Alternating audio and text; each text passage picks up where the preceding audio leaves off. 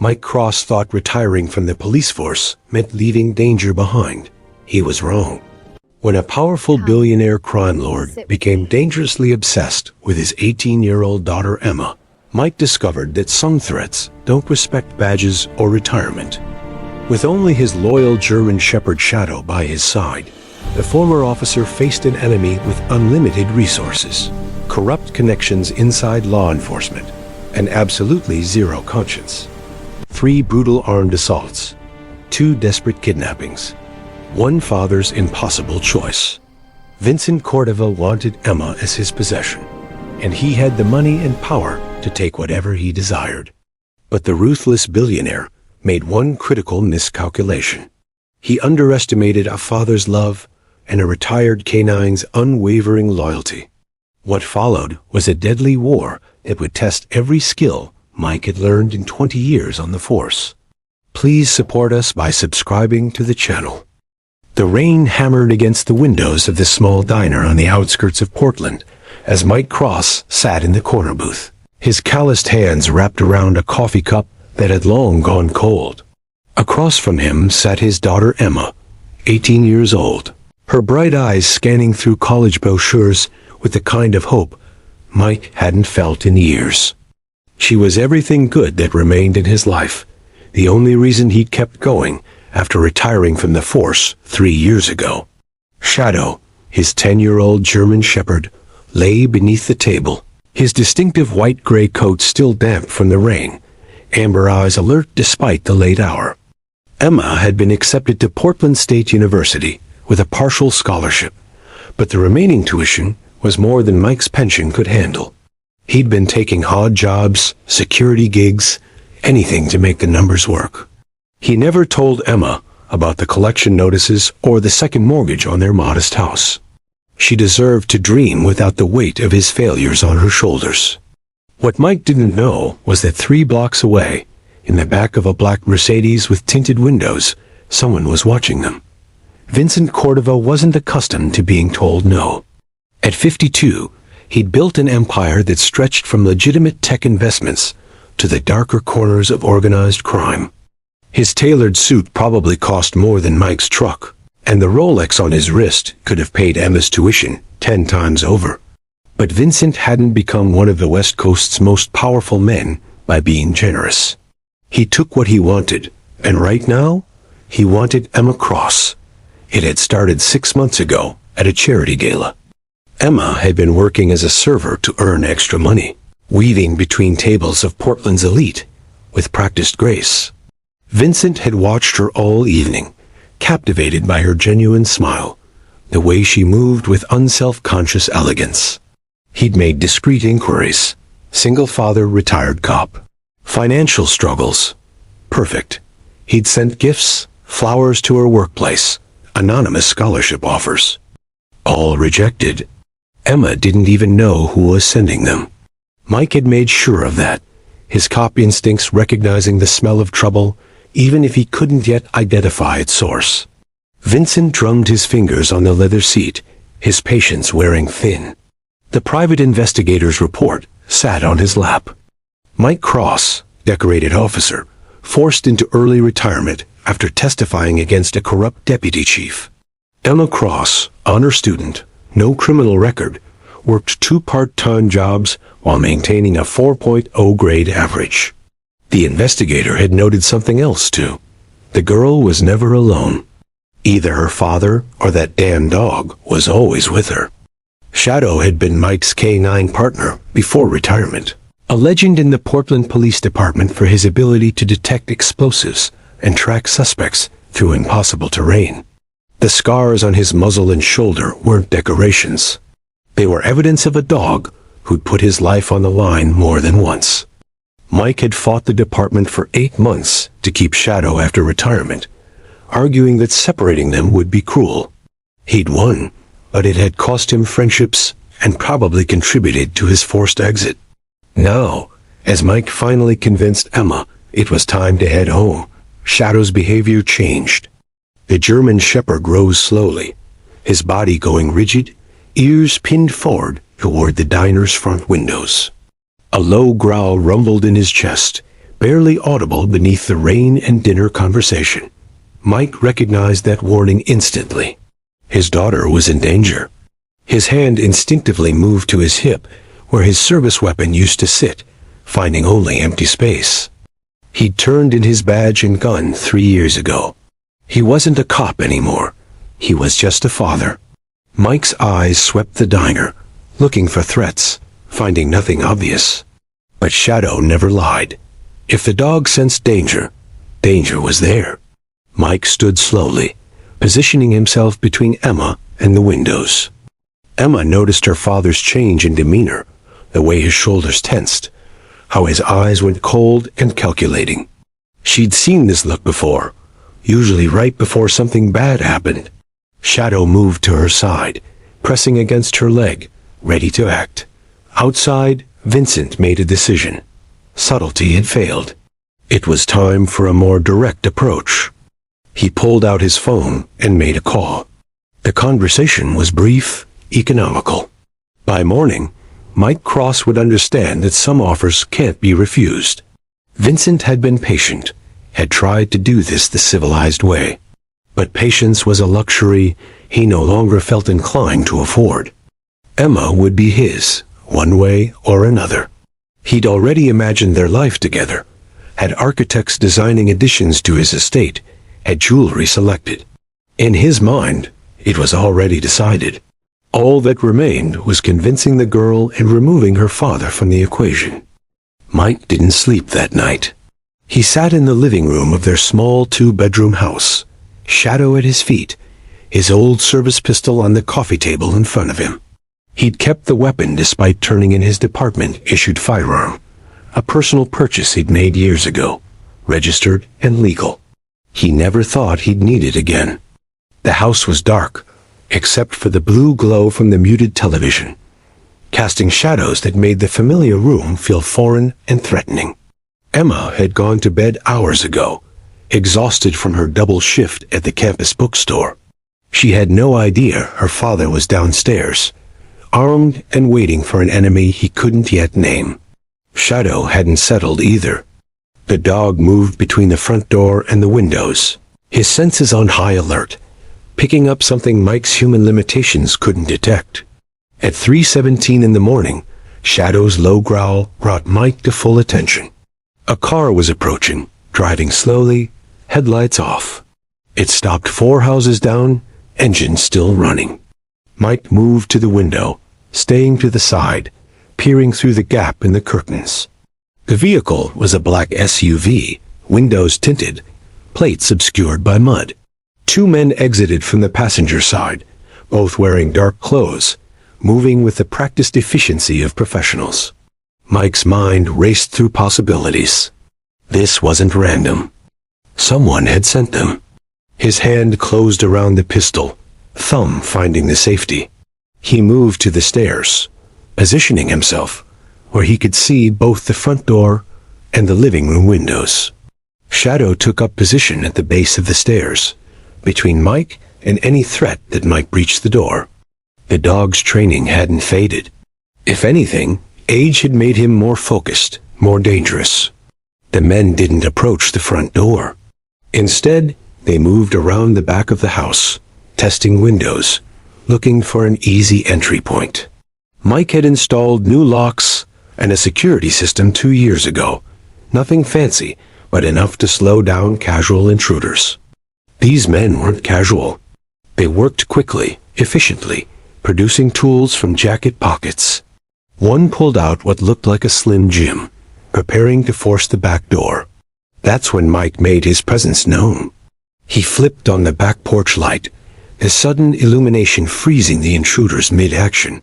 Through the glass of the back door, Mike and the lead intruder locked eyes.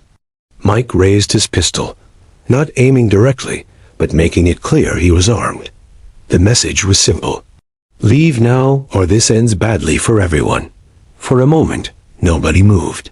The intruder's hand hovered near his jacket, clearly armed himself. His partner had already taken 2 steps back, recognizing the tactical disadvantage. Breaking into a house was one thing.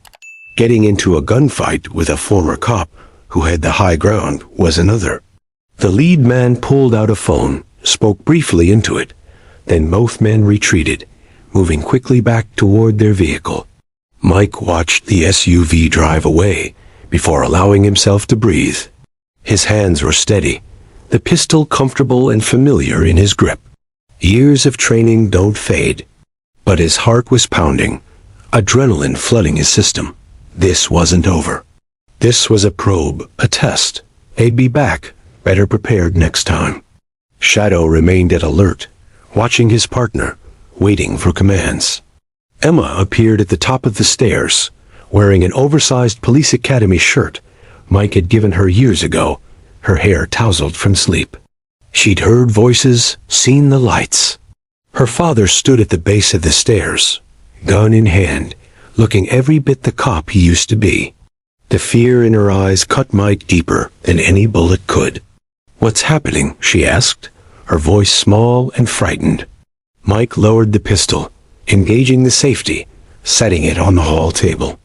He climbed the stairs to her, putting a reassuring hand on her shoulder. Shadow followed, pressing against Emma's leg, offering comfort in the way only dogs can. Mike considered lying, considered telling her it was nothing, just prowlers who got scared off. But Emma was 18, not 8. She deserved the truth, or at least part of it. "Someone's interested in you," Mike said quietly, choosing his words carefully. "I don't know who yet, but they sent men here tonight. We need to be careful for a while. Stay close to home. Keep Shadow with you always." Emma's eyes widened, questions flooding her mind, but Mike raised a hand. "Tomorrow we'll talk more. Tonight you need to rest. I'll keep watch." But Emma didn't go back to bed. Instead, she sat on the couch next to her father, Shadow between them, and together they waited for morning. Mike's mind was already working through scenarios, trying to identify who would target his daughter and why. He'd made enemies during his years on the force, plenty of them. But most were locked up or dead. This felt different, more organized, more deliberate. This was someone with resources, someone who thought they were untouchable. As dawn broke through the windows, painting the living room in shades of gray and gold, Mike knew two things with absolute certainty. First, he would protect Emma with everything he had, every skill he'd learned, every dirty trick he'd picked up in 20 years of police work. And second, whoever was coming for his daughter had made a critical miscalculation. They'd assumed Mike Cross was just a retired cop, worn down and harmless. They were about to learn how wrong they were. The burner phone vibrated in Vincent Cordova's pocket during his morning meeting with the City Planning Commission. He excused himself, stepping into the hallway of Portland City Hall, his polished shoes clicking against the marble floor. The caller ID showed a number he recognized. His lead security contractor, a former Special Forces operator who now handled Vincent's less legal affairs. "We have a problem," the contractor said without preamble. "The father's not going to roll over. He's armed, trained, and expecting trouble. My men said he moved like someone who's seen combat. This isn't going to be as simple as we thought." Vincent's jaw tightened, his knuckles white around the phone. He'd built his empire by removing obstacles, not negotiating with them. "I don't pay you to tell me about problems," Vincent replied coldly. "I pay you to solve them. The father is irrelevant. I want the girl delivered to my estate within 48 hours. I don't care how you do it, just do it quietly. No bodies, no headlines, nothing that brings unwanted attention." The contractor hesitated, and that hesitation told Vincent everything he needed to know. The man was having second thoughts. That was unacceptable. Vincent had learned long ago that fear and money were equally effective motivators, but fear lasted longer. "You remember what happened to the last person who failed me?" Vincent continued, his voice dropping to barely above a whisper. "His family still hasn't found all the pieces." The line went silent for a moment before the contractor responded. "Understood. 48 hours." The call ended. Vincent slipped the phone back into his pocket and returned to the meeting, his face a mask of professional courtesy. The city planners had no idea they were negotiating with a man who just ordered a kidnapping. That was the beauty of power. Vincent moved through both worlds effortlessly, legitimate businessman by day, criminal kingpin when darkness fell. Meanwhile, Mike was making calls of his own. He started with Tom Richardson, his former partner, now a lieutenant in major crimes. Tom picked up on the second ring, his voice gravelly from years of smoking cigars. He'd promised his wife he'd quit. They met at a coffee shop in Selwood, far from the precinct, somewhere they could talk without being overheard. Tom listened as Mike explained the previous night's events, his expression growing darker with each detail. When Mike finished, Tom leaned back in his chair, running a hand over his face. This sounds organized, professional. Not your average home invasion crew. You still have enemies from the Castellano case? Mike had considered that. 3 years ago, he'd been the primary witness in the prosecution of Deputy Chief Marcus Castellano, a decorated 30-year veteran who'd been running protection rackets throughout the city. Mike's testimony had put Castellano away for 20 to life, but it had also destroyed Mike's career. The corruption ran deep, and Mike had refused to look the other way. Castellano's people would have moved by now if they wanted revenge, Mike said. This feels different, more personal. Someone who wants something from me, rather than just wanting me dead. Tom nodded slowly, making mental notes. I'll run some checks, see if any known players have shown recent interest in you or Emma. But Mike, if this is what I think it is, you need to consider protective custody for Emma. Get her somewhere safe while we figure this out. Mike shook his head. The moment I put her in the system, whoever's behind this will know. They clearly have resources. Maybe even connections inside the department. No, I need to handle this my way. Tom's expression showed he'd expected that answer. He reached into his jacket and pulled out a small notebook, scribbling an address. This is a safe house, off the books. A buddy of mine owns it, uses it for fishing trips. It's remote, no digital footprint, stocked with supplies. Take Emma there tonight. Lay low while I dig into this. Mike pocketed the address, grateful for friends who understood when to bend the rules. Shadow had waited patiently outside the coffee shop, and when Mike emerged, the dog immediately sensed his partner's stress. They drove home in silence, Mike's mind already planning their next moves. Emma was packing when Mike arrived, throwing clothes into a duffel bag with shaking hands. She'd spent the morning researching home invasion statistics, reading about stalkers and predators, trying to make sense of what was happening. When Mike told her they were leaving, relocating to somewhere safe, she didn't argue. The fear in her eyes had been replaced with determination.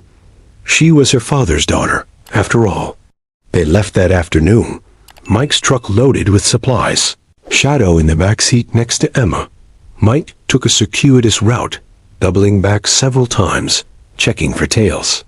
His training was flooding back, muscle memory and paranoia working in tandem. The safe house was 2 hours north, nestled in the Cascade foothills, accessible only by a poorly maintained logging road. As they drove, Mike's phone rang. Unknown number. He let it go to voicemail. 5 minutes later, it rang again. Same number. This time, Mike answered, putting it on speaker. A smooth, cultured voice filled the truck. Mr. Cross, my name is Vincent Cordova. I believe we need to have a conversation about your daughter's future. Mike's blood ran cold. The voice was calm, confident, the tone of someone used to getting what they wanted. Shadow sensed the change in Mike's demeanor, sitting up straight, focused on the phone as if the threat could somehow reach through it. Emma's hand found Shadow's fur, gripping tight, her knuckles white. I have nothing to say to you, Mike responded, keeping his voice level. Stay away from my family, or I'll make sure you regret it. Vincent's laugh was soft, almost amused. Mr. Cross, you misunderstand the situation. I'm offering your daughter opportunities you could never provide. Education at any university she chooses, financial security, a life without struggle. All I ask is that you don't stand in the way of her happiness." Mike's grip tightened on the steering wheel. "My daughter's happiness includes staying far away from predators like you. This conversation is over." He ended the call, his heart pounding. Now he had a name: Vincent Cordova. As soon as they reached the safe house, Mike would start digging, finding out everything about the man who just declared war on his family. The safe house was exactly as Tom had described it. A modest cabin tucked into a clearing surrounded by Douglas firs. The kind of place where cell phone reception was a suggestion rather than a guarantee. Mike did a full security sweep before allowing Emma inside, checking windows, exits, sightlines. Old habits? Shadow conducted his own inspection, nose to the ground, cataloging every scent, mapping the territory. Inside, the cabin was sparse but functional. 2 bedrooms, a kitchen with a wood stove, a living area with furniture that had seen better decades. No television, no internet. The isolation was both a blessing and a curse. Safe from immediate threats, but cut off from information. Mike found the satellite phone Tom had mentioned, hidden in a locked cabinet, along with a shotgun and 2 boxes of shells. Emma sat on the worn couch, Shadow's head in her lap, her phone clutched uselessly in her hand. No signal. She looked smaller than her 18 years, vulnerable in a way that made Mike's chest ache. He'd spent her entire life trying to protect her from the world's ugliness, and now it had found them anyway. She looked up at him, eyes red from crying she tried to hide. "Dad, who is Vincent Cordova?" Mike sat down beside her, the couch springs creaking under his weight. "That's what I'm going to find out. But Emma, I need you to understand something. This man, whoever he is, he's dangerous."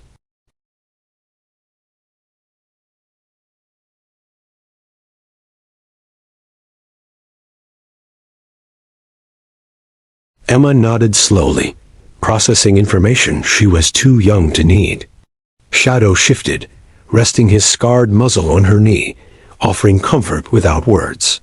The German Shepherd had seen Mike through PTSD after bad shootings, had been there for Emma through her mother's death from cancer 5 years ago. The dog was family, the only family they had left. Mike used the satellite phone to call Tom, who'd already started digging into Vincent Cordova's background. What Tom found was disturbing. Cordova was a ghost wrapped in legitimacy. On paper, he was a successful tech investor and real estate developer. His companies owned half the waterfront properties in Portland. He sat on charity boards, donated to political campaigns, was photographed at galas with mayors and senators. But beneath that carefully constructed facade was something darker. Tom had reached out to contacts in the FBI's Organized Crime Division. Cordova's name appeared in several investigations, always peripheral, never quite enough evidence to prosecute. Money laundering, extortion. 2 witnesses who'd agreed to testify against his associates had disappeared before trial. No bodies ever found, and there was more. Cordova had a pattern. Young women, always brunettes, always intelligent, always from modest backgrounds. 3 different women over the past decade, each one courted aggressively, showered with gifts and attention. When they refused his advances, bad things happened. One lost her job, her reputation destroyed by anonymous rumors. Another's family business mysteriously burned down. The third simply vanished, her case still open, still unsolved. Tom's voice was grave over the satellite connection. "Mike, this guy is connected at levels I can't touch. If he wants Emma, he's not going to stop because you asked nicely. You need federal protection, witness security, something beyond what I can provide." But Mike knew better. Putting Emma in the system meant trusting bureaucrats and procedures, meant hoping the marshals protecting them weren't on Cordova's payroll. He'd seen too much corruption to have that kind of faith. "I'll handle it my way," Mike said.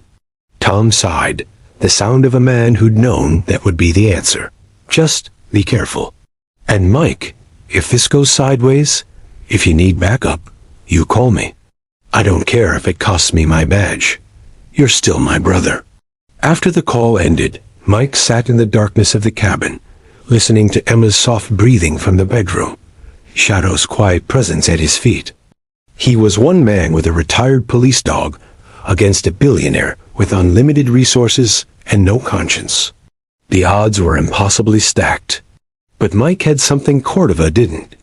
He had nothing left to lose except Emma, and he'd burn the world down before letting anyone take her. The next morning brought rain, a steady downpour that turned the dirt access road into mud. Mike was checking the perimeter when Shadow's behavior changed. The dog froze, ears forward, body rigid, staring into the tree line. Mike's hand went to the pistol at his hip. They'd been found. The question was how many, and how well armed.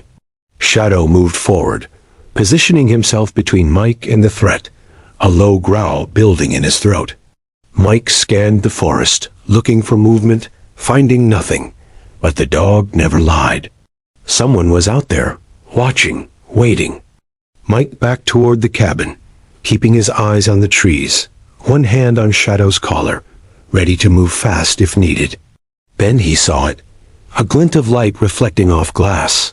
Someone with binoculars or a scope, positioned about 200 yards out, using the tree cover for concealment. Mike's training kicked in. Reconnaissance. They were being observed, evaluated. An assault would come after dark, when they had the advantage. Mike had maybe 12 hours to prepare. He got Emma up, explained the situation in calm, measured tones designed not to panic her. They spent the day fortifying the cabin. Mike nailed boards across the ground floor windows, leaving only small gaps to see through. He positioned the shotgun by the front door, his pistol on the kitchen table, Ton's number programmed into the satellite phone. Shadow rotated between watching the doors and checking on Emma, the dog's protective instincts in overdrive. As sunset approached, painting the sky in shades of blood orange and purple, Mike made a decision. Running wasn't working. Hiding wasn't working. It was time to take the fight to Vincent Cordova, to make the predator understand he'd chosen the wrong prey. But first, he had to survive the night.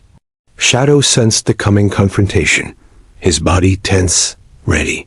The German shepherd had faced armed suspects, drug dealers, and desperate criminals during his years on the force. But tonight might be his greatest test. Mike checked his weapons one last time, counted ammunition, rehearsed firing angles and fallback positions. Emma sat in the corner farthest from the windows, Shadow pressed against her side, both of them watching Mike with absolute trust. He would protect them. He would keep them safe. He had to, because if he failed, Emma's fate would be worse than death, trapped in the gilded cage of a monster's obsession. And that was something Mike Cross would never allow, not while he still had breath in his body and fight in his heart. The attack came at 2:30 in the morning. Mike had been awake, rotating between watching points, Shadow at his side. The first indication was the dog's ears pinning back, a barely audible whine that meant multiple threats approaching from different directions. Mike moved to Emma's room, shook her awake gently. "Stay down, stay quiet," he whispered. "Shadow, guard." The dog positioned himself in front of Emma, every muscle coiled and ready. Mike returned to the main room just as the power was cut. The cabin plunged into darkness, but Mike had prepared for this. He'd positioned chem lights throughout the space, their green glow providing just enough illumination to navigate without giving away exact positions. Through the boarded windows, he could see flashlight beams cutting through the rain, at least 4 different sources, maybe more. A voice called out from the darkness, amplified by a megaphone. "Mr. Cross, this doesn't have to end badly. Surrender the girl, and you can walk away. You have my word no harm will come to you." Mike recognized the voice from the phone.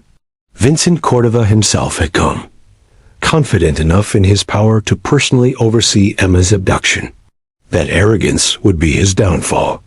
Mike fired a single shot through a gap in the boards, aiming high, not trying to hit anyone, but making a statement. The message was clear. I'm armed, I know how to shoot, and I'm not surrendering. The flashlights immediately went dark, tactical training evident in how quickly Cordova's men adapted. These weren't street thugs.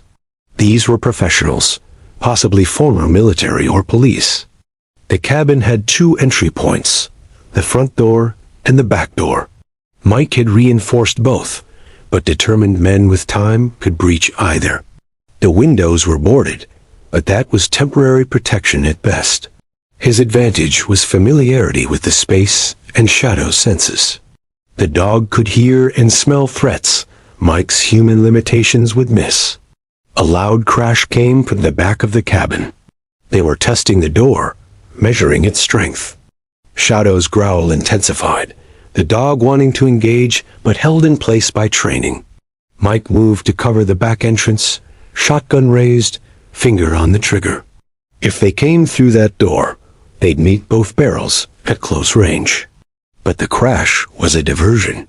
While Mike focused on the back, two men approached the front, working quickly with a hydraulic ram. The front door exploded inward, the reinforcements Mike had added splintering like kindling. Shadow launched forward instantly, 80 pounds of trained aggression meeting the first man through the door. The intruder's scream filled the cabin as the German Shepherd's jaws locked onto his forearm, crushing bone and tendon. Mike fired once, a shotgun's roar deafening in the enclosed space. The second intruder went down, buckshot catching him in the thigh. He wasn't dead, but he was out of the fight, screaming, clutching his leg.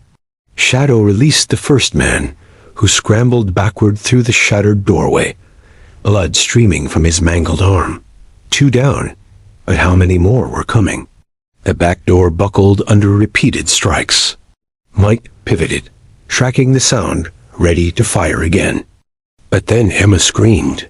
A third man had found a way in through a window. Mike hadn't fully secured, dropping into her bedroom. Shadow was there in an instant, but the intruder was prepared, swinging a baton at the dog. The weapon connected with Shadow's ribs, a sickening thud that sent the German Shepherd sprawling. Mike's world went red. He dropped the shotgun, pulled his pistol, and charged into the bedroom. The intruder had Emma by the arm, dragging her toward the window, one hand clamped over her mouth. Mike aimed carefully, professional despite the rage coursing through his veins, and fired twice. Both shots hit center mass. The intruder dropped, releasing Emma, who scrambled to Shadow's side, sobbing. The German Shepherd was hurt, but moving, getting his feet under him with visible effort. Mike did a quick assessment. Bruised ribs, maybe cracked, but no arterial bleeding, no obvious fatal injuries. The dog would survive. Mike pulled Emma close, checked her for injuries, found only bruises and terror. You're okay, he repeated, as much to reassure himself as her. The cabin had gone silent. No more flashlights, no more voices.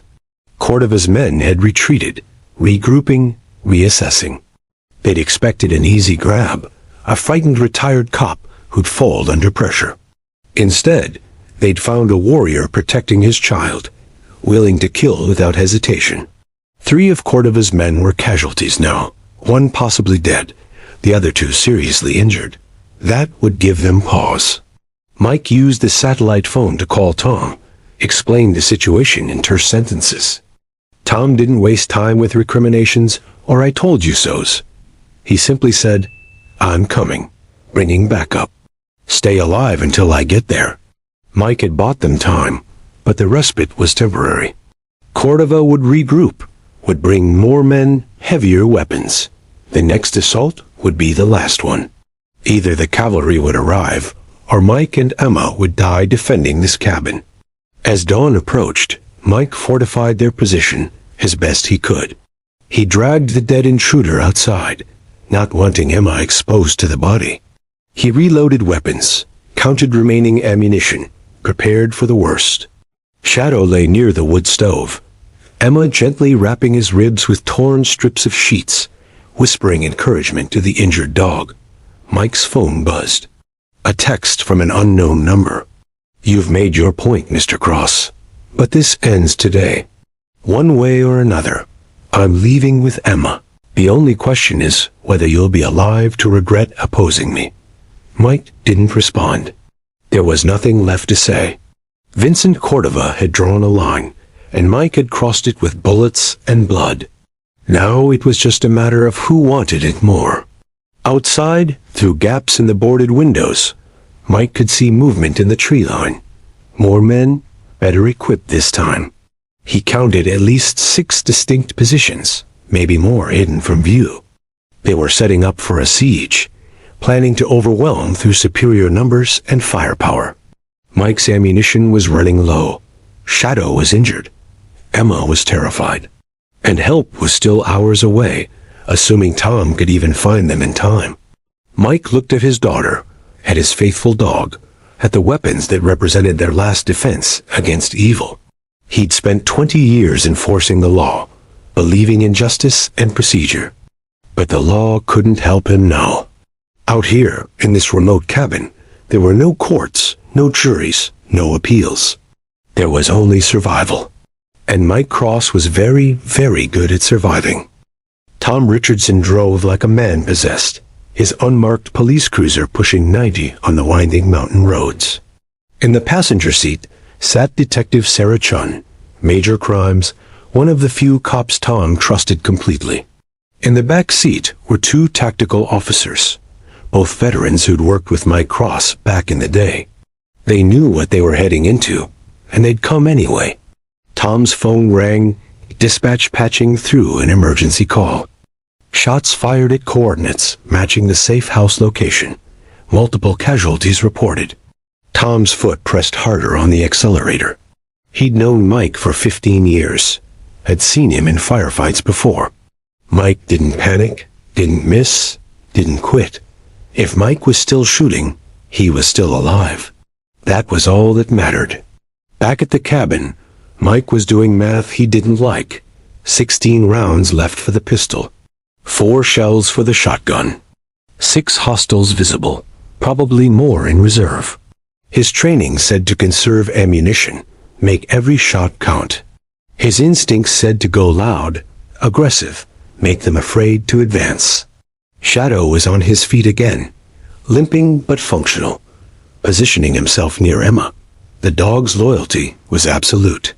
Even injured, Shadow would fight to his last breath to protect her. Vincent Cordova stood 200 yards from the cabin, protected by his remaining security personnel, watching the siege through tactical binoculars. He'd underestimated Mike Cross, a mistake he rarely made. The retired cop had already killed one of his men, seriously wounded 2 others. This was supposed to be simple. Now it was personal. Vincent's phone buzzed with texts from his attorney, warning him to disengage, to let his men handle it. But Vincent hadn't built an empire by delegating everything. Sometimes you had to get your hands dirty. One of Cordova's men approached, a former Army Ranger named Marcus, who commanded the security team. "We can flush them out with tear gas," he suggested. "Or wait them out. They can't have much ammunition left." But Vincent shook his head. "No gas. I don't want Emma traumatized more than necessary. And we don't have time to wait. I have meetings in Portland this evening. And this now." Marcus didn't like it, but he followed orders. He deployed his remaining 5 men in a coordinated assault pattern, 3 from the front, 2 flanking from the sides. They moved with professional precision, using cover and concealment, communicating through hand signals. These weren't thugs. These were trained operators, and they were done being gentle. Mike saw them coming, tracked their movement through gaps in the boards. He knew immediately this was different from the previous attempt. These men moved like soldiers, covered their approaches, maintained disciplined fire control. This was going to get ugly. He positioned himself where he could cover the most likely breach points, shotgun in hand, pistol as backup.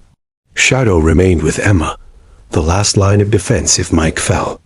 The assault began with suppressive fire. Bullets tore through the cabin's thin walls, punching holes that let in streams of morning light. Mike hit the floor, covering his head, hearing Emma's terrified screams from the bedroom. This wasn't a tactical operation anymore. This was attempted murder. Cordova had given up on subtlety. If he couldn't have Emma, he'd kill everyone who stood in his way. Mike Army crawled to a new position, came up near a window, and fired the shotgun through a gap. The range was long for the weapon, but the psychological impact was immediate. The attackers dove for cover, their coordinated advance disrupted. Mike used the moment to relocate again, never staying in one place, making himself a difficult target. Shadow barked urgently from the bedroom. Mike's heart sank. They'd breached from an unexpected angle, someone finding a way in through the roof. Mike sprinted toward Emma's room, arriving just as a tactical rope dropped through a hole cut in the ceiling. A man in full tactical gear started rappelling down, weapon trained on Emma. Shadow launched upward, jaws closing on the man's boot, dragging him down faster than the rope allowed. The intruder crashed to the floor, Shadow on top of him, teeth seeking throat. But the man was armored, padding protecting vital areas. He managed to throw Shadow off, raised his weapon toward Emma. Mike fired twice, both shots finding gaps in the armor. The man went limp. That was the last time Mike would fire his pistol. The slide locked back. Empty. He'd spent his last round saving his daughter. Mike grabbed the dead man's weapon, a short-barrel rifle with a tactical sling. He checked the magazine. 30 rounds. Now the odds were slightly less impossible. He helped Emma barricade the bedroom door, buying them precious seconds. Shadow stood guard, blood on his muzzle, some his own, some not. The German shepherd swayed slightly, fighting through pain and exhaustion. Tom's voice crackled over Mike's forgotten cell phone, signal restored by proximity. "Mike, we're 5 minutes out. I hear gunfire." "Hold on." Mike wanted to laugh. 5 minutes might as well be 5 hours. But he keyed the phone. "We're alive. Cordova's here. At least 5 hostiles still active. Heavily armed. Come in hot." Vincent Cordova heard the sirens before his men did. Police, multiple units, approaching fast. His attorney had been right. This had spiraled out of control. Vincent made a calculation. He could flee, use his money and lawyers to create distance and deniability. Or he could finish this, eliminate the witnesses, and deal with the legal fallout later. He'd bought judges before. He could do it again. Vincent pulled out his own weapon, a custom .45 that had cost more than most people's cars. He'd never actually shot anyone before, had always paid others to do his violence. But there's a first time for everything. He started walking toward the cabin, his remaining men forming a protective cordon around him. Marcus tried to stop him, argued that this was insane. Vincent simply smiled. "I'm not going to let a washed-up cop stand between me and what I want." Inside the cabin, Mike heard footsteps on the porch. Heavy, confident footsteps. Not tactical operators. Someone else. He peered through a gap, saw Vincent Cordova standing at the shattered front door, weapon raised, smile on his face. The billionaire called out, voice dripping with false charm. "Mr. Cross, I must admit, you've impressed me. But this is checkmate. I have more men, more guns, more money than you can imagine. You've fought well, but you've lost. Send Emma out, and I'll let you live. You have my word." Mike's response was to aim the captured rifle at Cordova's center mass. Shadow growled, sensing his partner's fury. Emma clutched Mike's arm, whispered desperately, "Dad, please, just let me go. I don't want you to die for me." Mike turned to his daughter, saw the fear and love in her eyes. "Emma," he said quietly, "I'd die 1,000 times before I let him take you. That's what fathers do." Then the cavalry arrived. Tom's cruiser crashed through the underbrush, followed by 2 tactical vans. Officers poured out, Weapons drawn, shields up, establishing a perimeter. Tom's voice boomed through a megaphone. "This is the Portland Police Department. Drop your weapons. All of you. Now." Vincent Cordova stood frozen, his grand gesture interrupted by reality. His men looked to him for orders, but there were no good options left. Vincent Cordova's carefully constructed empire began crumbling the moment Portland PD arrived. His security team, well-trained but ultimately pragmatic, lowered their weapons immediately. They were professionals, not zealots. None were willing to die for Vincent's obsession. Marcus, the former Army Ranger, was the first to comply, carefully placing his rifle on the ground, hands visible. His men followed his lead. But Vincent stood frozen, weapons still raised toward the cabin, his face a mask of disbelief. This wasn't how it was supposed to end. He'd orchestrated boardroom coups, manipulated city officials, crushed business rivals. He was Vincent Cordova. He didn't lose. Tom Richardson emerged from behind his cruiser, service weapon trained on the Billionaire, voice firm but calm. "Mr. Cordova, lower your weapon. This is over." For a moment, nobody breathed. Vincent's finger rested on the trigger, his eyes locked on the cabin where Emma remained hidden. Mike, watching through the gap in the boards, kept his own weapon steady. If Cordova fired, Mike would return it without hesitation. Shadow sensed the tension, a low growl rumbling in his chest, ready to defend despite his injuries. Then Vincent's shoulders sagged, the fight draining out of him as reality penetrated his delusion. He let the pistol drop from his fingers, the expensive weapon clattering against the porch boards. Tom's tactical team swarmed forward, cuffing Vincent and his security personnel, reading them rights in practiced monotone.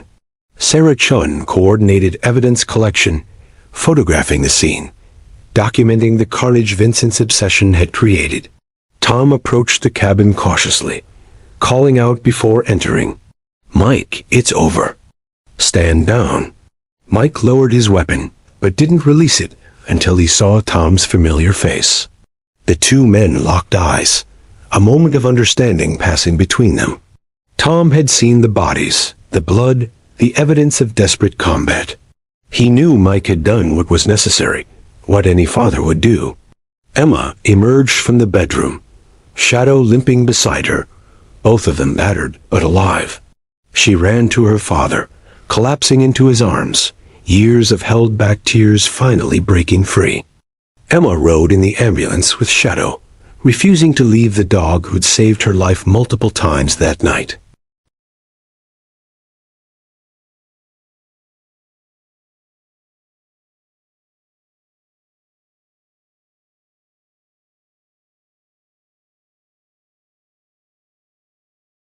Tom pulled Mike aside while crime scene techs worked around him. "This is going to be complicated," he said quietly. 3 dead, 4 wounded, and the richest man in Portland in handcuffs. The department's going to face pressure to spin this. Mike nodded, understanding. He'd killed 3 men, had planned to kill more if necessary. Justified or not, there would be consequences. But Tom wasn't finished. The thing is, every shot you fired, every decision you made, was textbook self-defense. You were protecting your daughter from kidnapping and attempted murder. Cordova's men fired first, breached your position first. You have my testimony, Sarah's testimony, and the physical evidence backs your story completely. The DA won't touch you." What Tom didn't say, but Mike understood, was that Tom had already started building the narrative, coordinating with friendly media contacts, ensuring the story played out correctly. Billionaire obsessed with teenager, orders kidnapping, retired cop defends daughter heroically. It would play well in court, and better in public opinion. Vincent Cordova's money couldn't buy his way out of this. At Portland General Hospital, veterinary surgeons worked on Shadow for 3 hours. Cracked ribs, internal bruising, lacerations, but nothing permanently damaging. The German Shepherd would heal, would be able to walk and run and protect his family again. When Mike and Emma were finally allowed to see him, Shadow's tail wagged weakly, amber eyes tracking them as they entered. The dog was on heavy pain medication, but recognition was immediate. Emma knelt beside the recovery crate, her hand finding Shadow's paw. "You saved us," she whispered. "You saved me." Shadow's tongue flicked out, catching her fingers, offering comfort even while injured. Mike watched the interaction, something tight in his chest loosening. They'd survived. All three of them had survived. The legal proceedings moved quickly by courthouse standards. Vincent Cordova was charged with attempted kidnapping, conspiracy to commit murder, and a dozen related felonies. His attorneys, the best money could buy, argued entrapment, mistaken identity, claimed their client had been trying to rescue Emma from her abusive father. The evidence said otherwise. Ballistics, witness statements, digital records of Vincent's communications with his security team all painted a damning picture. The trial lasted 3 weeks. Mike testified for 2 days, walking the jury through every decision, every shot fired. Emma testified about Vincent's unwanted attention, the gifts she'd rejected, her fear when she learned who was behind it. Shadow, still recovering but present in court as evidence, provided silent testimony to the violence Vincent had unleashed. Tom had been right about public opinion. The city rallied behind Mike and Emma. Donations poured in to cover Emma's college tuition, enough to pay for 4 years at any school she chose. Shadow became a local hero, his photo appearing on news broadcasts and social media. Former K-9 saves partner's daughter from billionaire predator. The story had everything people loved. Underdog triumph, loyal dog, evil rich villain defeated. Vincent Cordova was convicted on all counts. The judge, a no-nonsense woman who'd spent 20 years on the bench, showed no mercy during sentencing. 25 years to life, no possibility of parole for at least 15 years. Vincent's empire dissolved during his trial. Assets seized, business partners distancing themselves. The carefully constructed veneer of respectability crumbling to reveal the rot beneath. 6 months after the trial, Emma started classes at Portland State University, the school she'd always dreamed of attending. Mike drove her to campus that first day, Shadow riding in the back seat, fully healed, alert and protective as ever. As Emma climbed out, gathering her backpack, she turned to her father. "Thank you," she said simply, "for everything." Mike didn't need to ask what she meant, for protecting her, for believing her, for being willing to die so she could live. That's what fathers do. He repeated the words from that terrible night. Emma hugged him tight, then bent to embrace Shadow, the German shepherd accepting her affection with patient dignity. The dog had earned his retirement twice over, but his watch wasn't done. As long as Emma needed protecting, Shadow would be there. Mike watched his daughter walk toward her first class, merging into the stream of students, just another teenager chasing dreams. She'd carry scars from this experience, psychological wounds that would take time to heal. But she was alive, free, safe. Vincent Cordova was locked in a cell where he belonged, unable to hurt anyone else. As Mike drove away from campus, Shadow beside him, he allowed himself a moment of satisfaction. The system had worked, eventually. Justice had been served.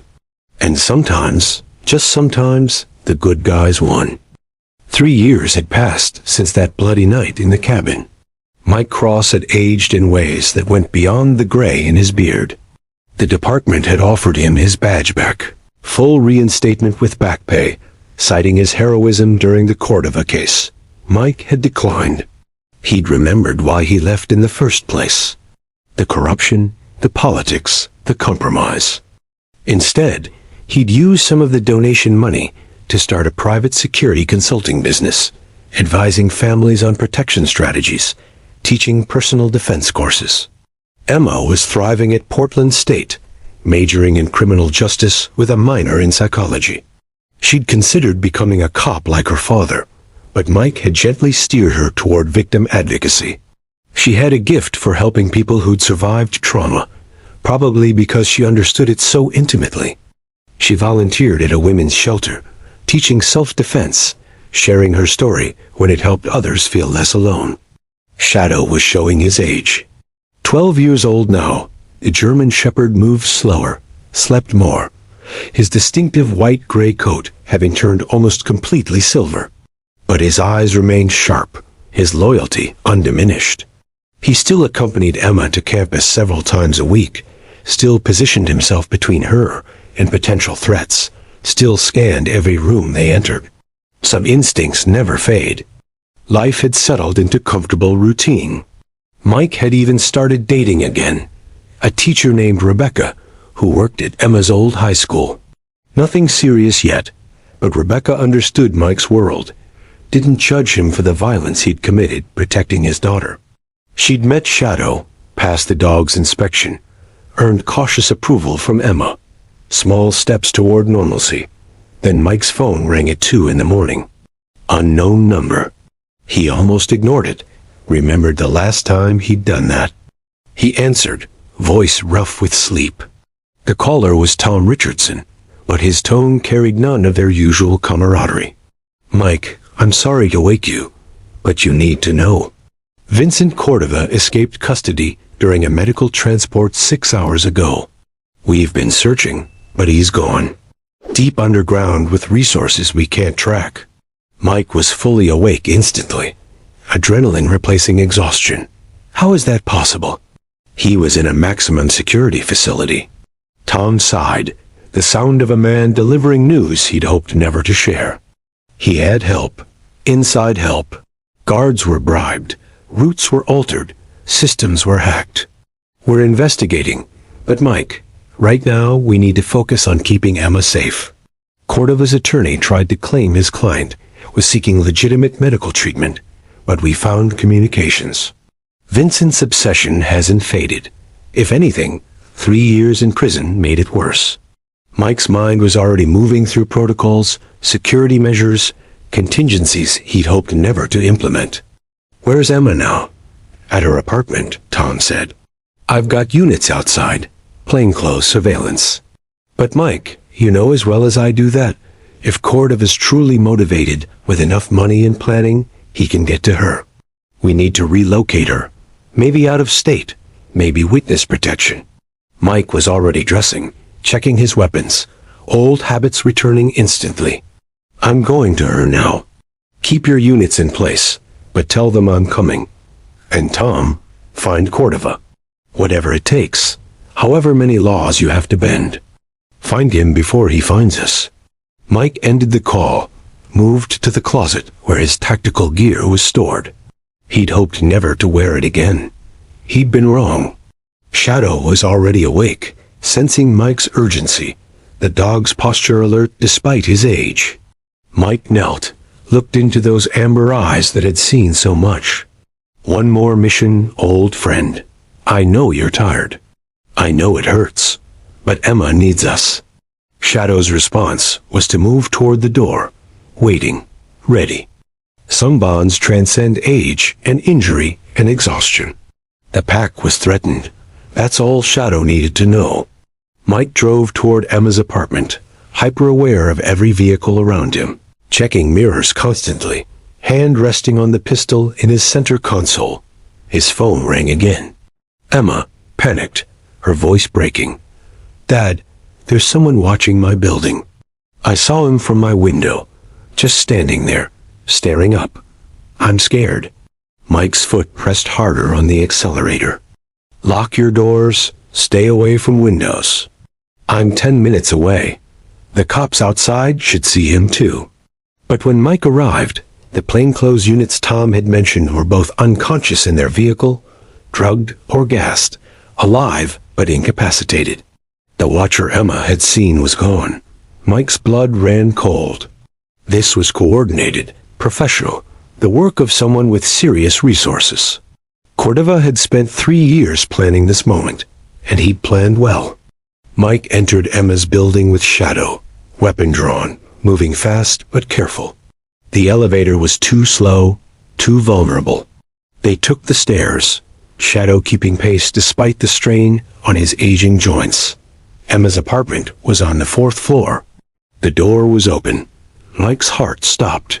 He entered tactically, clearing corners, finding the apartment empty. Emma's phone was on the counter, still connected to their call. Her keys, her purse, her shoes were all present.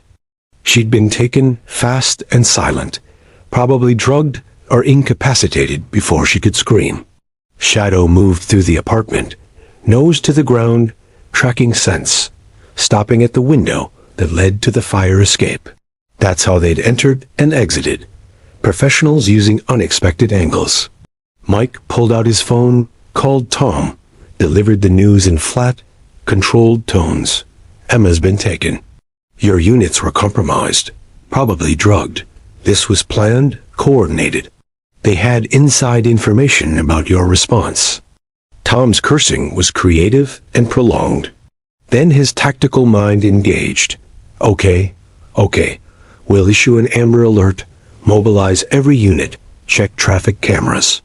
Do you have any idea where Cordova might take her? Mike's mind raced through possibilities. Cordova's properties had been seized during his prosecution. His known associates were under surveillance. But a man with Vincent's resources would have contingencies, safe houses under false names, properties purchased through shell corporations. Then Mike remembered something from the original investigation. Cordova had owned a private island, 40 miles off the Oregon coast. Too remote for casual access, perfect for keeping someone isolated. The property had supposedly been sold during asset seizure. But what if that was misdirection? Tom, check if Cordova still has access to his island property. Maybe through a proxy, a shell company. If I wanted to keep someone prisoner where nobody could interfere, that's where I'd go. Tom was already typing, coordinating with analysts. I'm on it. Mike, what are you going to do? Mike looked at Shadow, the old dog meeting his gaze with absolute understanding. I'm going to get my daughter back. One way or another, this ends tonight. Mike's phone buzzed with an incoming text. Unknown number. The message was simple, but devastating. You took 3 years from me, Mr. Cross. Now Emma belongs to me. Forever. You'll never find us. Tell the police to stop searching. Any attempt to rescue her will result in her death. Enjoy your failure. The text was signed simply. V. Mike stared at the message, rage and fear warring in his chest. Then he forwarded it to Tom, added a single line. Track this number. I don't care if it's a burner, a satellite phone, whatever. Track it. And Tom, prep a helicopter. I'm going to need transport to that island. If she's there, I'm bringing her home. Shadow pressed against Mike's leg, offering comfort and solidarity. The German shepherd's hunting days should have been over, his battles fought, his service complete. But when family was threatened, age didn't matter. Shadow would fight one more time. And this time, someone was going to die. Mike just had to make sure it wasn't them. The helicopter ride to the island took 30 minutes. Flying through darkness and rain, the pilot a Coast Guard veteran who'd worked with Mike years ago. Tom had called in every favor he had to authorize this operation. Technically outside his jurisdiction, definitely outside proper procedure. But nobody argued. Emma Cross was one of their own, daughter of a cop who'd bled for this city. The rules could bend for her. Mike sat in the jump seat, tactical vest over civilian clothes, weapons checked and ready. Shadow was secured beside him, the dog wearing a canine vest that Mike had kept from their police days, fitted with a body camera that would feed video back to Tom's command post. The dog's age showed in his movements, but his eyes were sharp, focused. One more mission. The island appeared through the rain, a dark mass rising from the Pacific, covered in dense forest with a single structure visible on the southern point. A modernist mansion, all glass and steel, lights burning in several windows. The pilot circled once, low and fast, infrared cameras mounted on the helicopter scanning for hostiles. The feed showed 3 heat signatures inside the house, one in an upper room, two on the ground floor. The lone signature upstairs was smaller, stationary. Emma likely restrained. Tom's voice crackled through Mike's earpiece. Coast Guard is standing by, and I've got Oregon State Police launching boats from Astoria. But Mike, they're 40 minutes out. If you wait for backup, we can coordinate a proper tactical assault. Mike watched the house through the helicopter's window, saw shadows moving behind the glass. 40 minutes was too long. Cordova was unstable, obsessed. There was no predicting what he might do to Emma if he felt cornered. I'm going in now, Mike said. If I wait, she might not survive. Tom knew better than to argue. He'd read the same tactical manuals, knew sometimes the book had to be rewritten in real time. Okay, the pilot will drop you on the north side, away from the house. Stay on comms, and Mike, bring her home. The helicopter descended fast, flaring at the last second, holding position 10 feet above rocky ground while Mike and Shadow jumped. They hit the ground running, Mike's knees protesting the impact but holding. Shadow landed heavier than he used to, favoring his left front leg, but he shook it off and moved forward. The terrain was rough, covered in scrub brush and scattered boulders. The house was 300 yards away, lights beckoning through the rain. Mike moved tactically, using available cover, Shadow at his heel, both of them ghosts in the darkness. As they approached, Mike could see the house more clearly. Floor-to-ceiling windows on the ocean side, likely bulletproof given Cordova's paranoia. A single entry door visible on the north face, heavy security door with electronic lock. Going through that door would announce their presence immediately. Mike studied the structure, looking for alternatives, finding them in the architectural arrogance of the design. The second-floor balconies were accessible via decorative stonework, rough enough to provide handholds. Mike secured his weapon, tested the stonework with his weight, and began to climb. Shadow watched from below, unable to follow, whining softly in frustration. Mike reached the balcony, pulled himself over the railing, and signaled Shadow to move to the front entry. The dog would create a distraction, while Mike moved through the house from above. It was a terrible plan with too many ways to fail, but it was all they had. The balcony door was unlocked, an oversight born of arrogance. Nobody expected an assault from the ocean side of an island fortress. Mike entered silently, finding himself in a hallway, doors leading to what looked like guest bedrooms. He could hear voices from downstairs, Vincent Cordova's cultured tones mixed with someone responding in clipped, professional sentences. Security, probably armed, definitely alert. Mike moved down the hall, checking rooms methodically, finding the fourth door locked from the outside. He tested it carefully, found it reinforced, barred. Emma was behind that door. Mike pulled out his lockpicks, old skills coming back, working the mechanism with practiced patience. The lock clicked open after 30 seconds.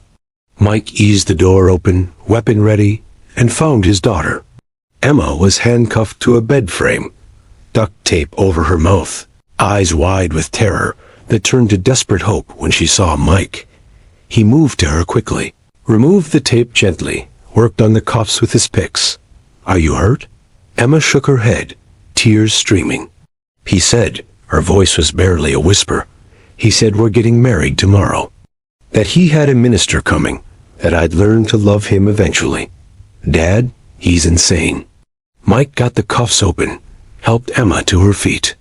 She was wearing a white dress, expensive and creepy, something Cordova had obviously prepared in advance. Mike pulled off his tactical vest, gave Emma his jacket, covered the dress. "We're leaving now. Stay behind me. Don't make noise. And if I tell you to run, you run and don't look back.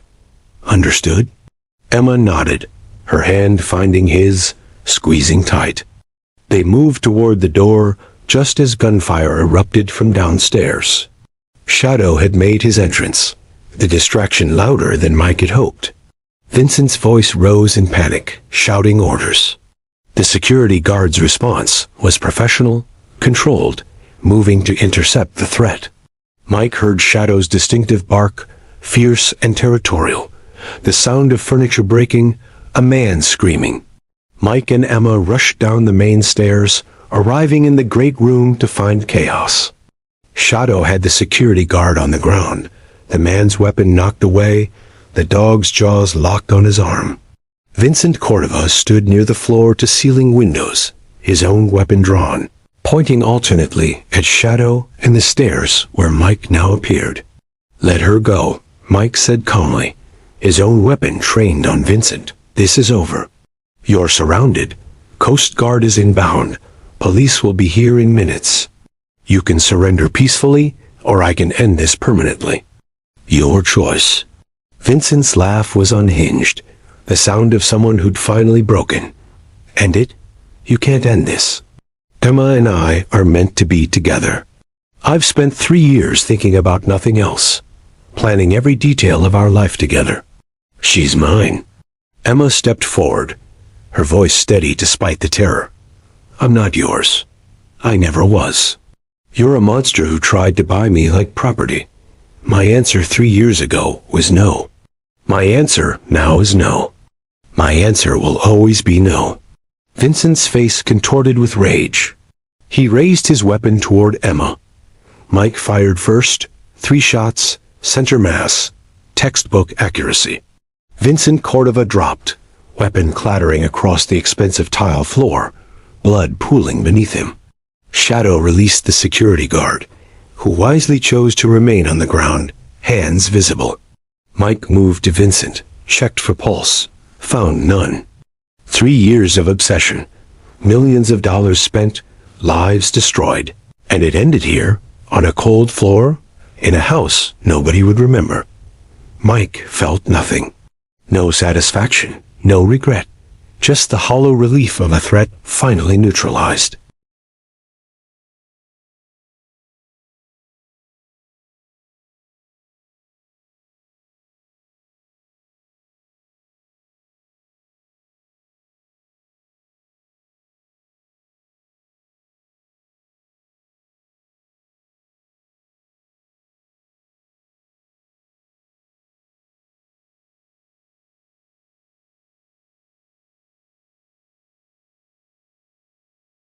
The investigation into Vincent Cordova's death took 4 months. The FBI, Oregon State Police, and Portland PD all wanted pieces of the case. But the evidence was overwhelming. Vincent had escaped federal custody, kidnapped Emma Cross, held her prisoner on a remote island. Mike's use of deadly force was ruled justified by every agency involved. The prosecutor called it the clearest case of legitimate self-defense he'd seen in 20 years. The security guard Vincent had hired cooperated fully, providing details about Cordova's obsession, the planning that had gone into the escape and kidnapping. Vincent had spent over $2 million bribing guards, hiring specialists, purchasing the island under a false identity. He'd had a wedding planned, a minister corrupted with enough money to ignore obvious coercion. It was a portrait of a man who'd completely lost touch with reality, whose wealth and power had convinced him he was above consequences. The media covered the story extensively, but this time Mike insisted on privacy. No interviews, no book deals, no movie rights. He'd killed a man to protect his daughter. That wasn't entertainment. It was necessity. And necessity didn't require publicity. Emma agreed. She returned to school after a semester off, resumed her studies, continued her work at the women's shelter. The experience had marked her, but not broken her. If anything, she was stronger, more determined to help others escape the kind of obsession that had nearly destroyed her life. Shadow recovered fully from his injuries sustained on the island. The veterinarians had been amazed at the German Shepherd's resilience. Despite his age, despite the cracked ribs and bruising, the old warrior healed. It took months of careful treatment, physical therapy sessions that Emma attended religiously, massaging Shadow's muscles, encouraging him through exercises. The dog's determination to return to full strength was remarkable, driven by the same loyalty that had carried him through every battle. Mike watched Shadow's recovery with quiet pride. The German Shepherd might be 12 years old, might move a bit slower than his prime years, but the fire in those amber eyes hadn't dimmed. Shadow still patrolled the house each night, still positioned himself between Emma and any perceived threat, still served as the family's guardian with unwavering dedication. Age had brought wisdom without diminishing courage. Emma graduated with honors 2 years after the island incident, accepted a position with a victim advocacy nonprofit in Seattle. The goodbye was difficult, made easier only by the fact that Shadow would be coming with her. Mike had considered keeping his old partner, but the bond between Emma and Shadow was undeniable. The dog had saved her life multiple times. He belonged with her. On moving day, Mike helped load Emma's belongings into her car, Shadow supervising from the passenger seat, head out the window, alert and interested. Mike knelt beside the open door, scratched behind Shadow's ears one last time. "You take care of her," he said quietly. Shadow's tail wagged, the dog's eyes meeting Mike's with perfect understanding. The unspoken promise passed between them. Emma would be protected, always. Mike's security consulting business thrived over the following years. His reputation for protecting families drew clients from across the Pacific Northwest. He married Rebecca in a small ceremony, Shadow's presence requested via video call from Seattle, the German Shepherd appearing on screen during the vows, making Emma and half the guests laugh through their tears. Every few months, Emma and Shadow visited Portland. Mike watched his daughter flourish in her career, watched Shadow age gracefully, the German Shepherd's distinctive white-gray coat turning completely silver, but his spirit remaining strong. The dog still played fetch in Mike's backyard, still chased squirrels with enthusiastic determination, still slept at the foot of Emma's bed every night, guardian and friend. 5 years after the island, Emma called with news that made Mike's heart swell with pride and bittersweetness. She was engaged to Marcus, a fellow advocate she'd met through work, a good man who understood Emma's past and loved her anyway. The wedding would be in Portland, a spring ceremony in the same park where Mike used to take Emma as a child. And Shadow would be ring bearer, walking down the aisle with the rings attached to his collar. The wedding day arrived with perfect weather, cherry blossoms painting the park in shades of pink and white. Shadow, now 13 years old, wore a custom tuxedo collar, his silver coat brushed until it gleamed. When the music started, the German Shepherd walked down the aisle with measured dignity, his pace steady despite his age, delivering the rings to the altar with professional precision. The crowd applauded, and Shadow's tail wagged with unmistakable pride. During the reception, Mike found himself sitting with Shadow, the dog resting at his feet, both of them watching Emma dance with her new husband. Rebecca joined them, her hand finding Mike's, squeezing gently. "Shadow's been part of this family longer than me," she said with a smile. "I think he deserves a speech." Mike laughed, but the idea stuck with him. When it came time for toasts, Mike stood, glass raised, Shadow sitting at attention beside him. "Most of you know Shadow," Mike began.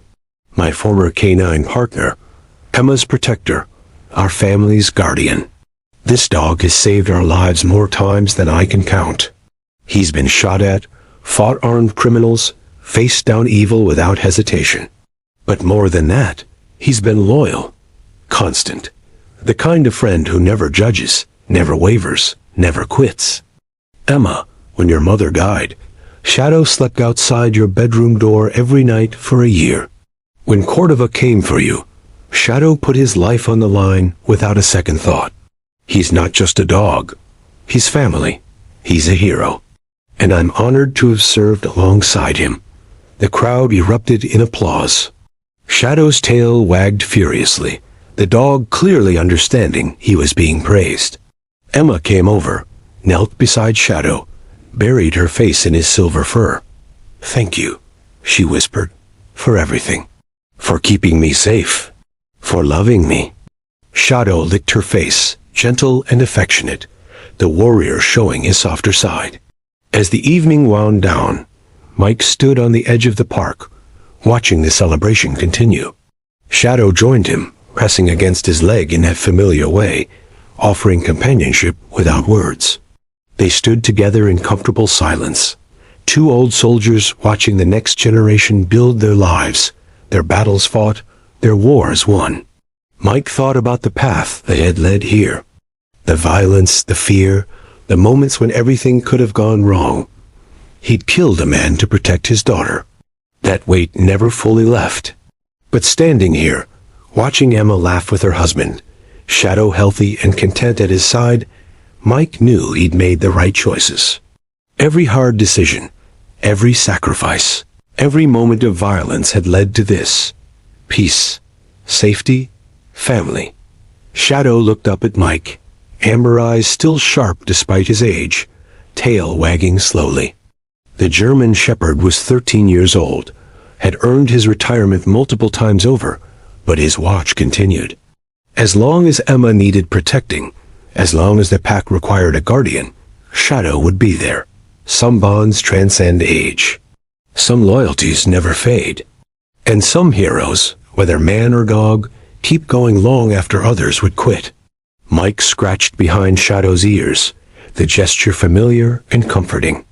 "Come on, old friend," he said. "Let's get you some cake." Shadow's ears perked up, his tail wagging faster. They walked back toward the celebration together, partners still, friends always, their story far from over. Emma was safe. The family was whole.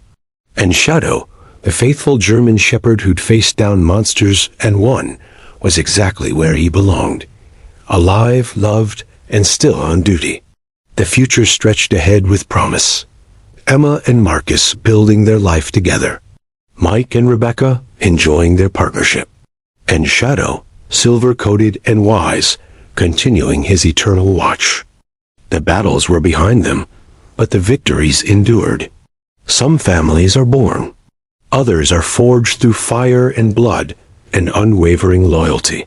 Mike's family was the latter, and every member, human and canine, had earned their place. Shadow's tail wagged one more time as Emma's laughter carried across the park. Mission accomplished. Pack protected. Life was good.